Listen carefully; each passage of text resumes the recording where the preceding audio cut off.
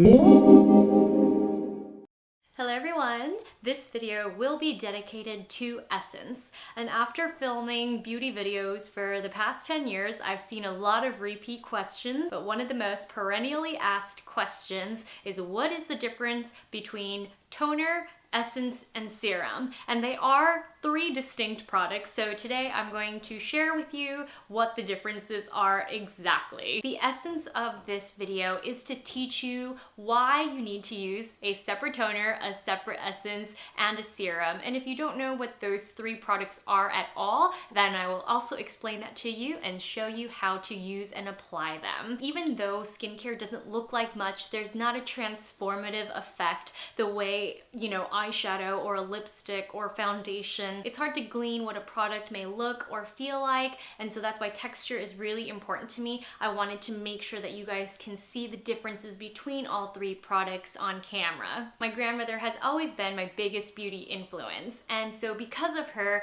I've always loved toner. After cleansing, you want to apply toner, which is basically like water. So a lot of people think it's not worth the money, but what toner does is rebalance the pH. So especially after you wash your face, you want to remove any residual makeup. You want to make sure that the skin's pH is balanced so that you're not too dry and you're not too oily. This Erno Laszlo Hydrophil toner is excellent, especially if you have normal to dry skin. It has a slightly thicker texture than toner, so if you feel like there are super watery toners out there that aren't worth your money, then definitely give this one a try, because I do think that it's an excellent toner. Now, you can use a cotton ball for application, but I've always preferred a cotton pad. Be gentle, sweep it gently over your face. You don't have to drag it down, pulling at your skin. The toner will absorb fairly quickly, and the whole philosophy behind layering skincare is that you want to go from thinnest to thickest. The heavier, the more viscous the formula, the later you're going to apply it in your routine. And now you might be wondering, why thinnest to thickest? And that's because for the best possible results,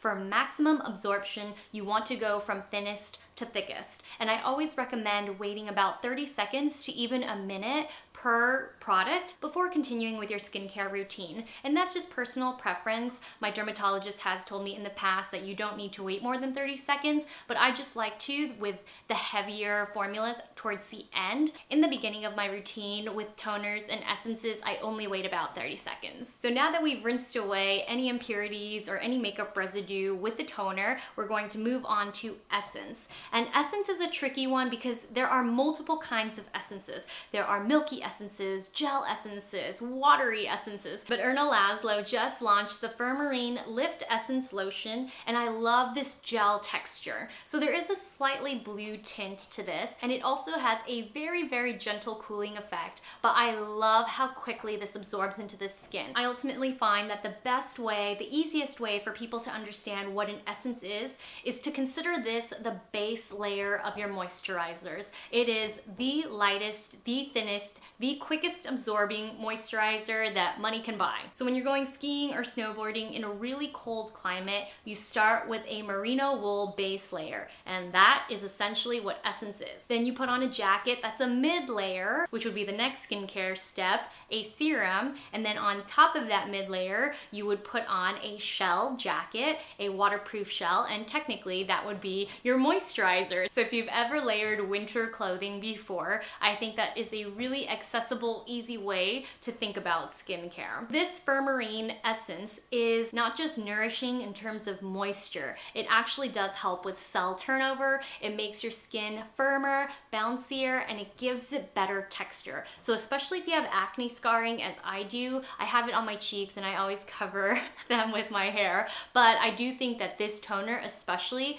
when applied with a cotton pad, that extra boost in hydration plumps up the texture of my skin so that it doesn't look quite as bumpy. Now, if I've run out of cotton pads or if I'm feeling particularly lazy that day, I can apply this essence or any essence with my hands, and you can apply another layer of essence to give your skin that lit from within glow. Most toners do contain a lot of water. No one is denying that, but essence is definitely the first step where you're actually getting not just water, but nutrients and antioxidants and minerals into your skin to prep for the serum and the moisturizer. So that's why Essence is so lauded in Asian culture, and whether it's Korean or Japanese or anywhere else in Asia, Essence is the most loved product. Now, after giving your Essence about 30 seconds to set, you're going to apply a serum. Once you've given your Essence about 30 seconds to fully absorb and really sink into the skin, you're going to apply a serum.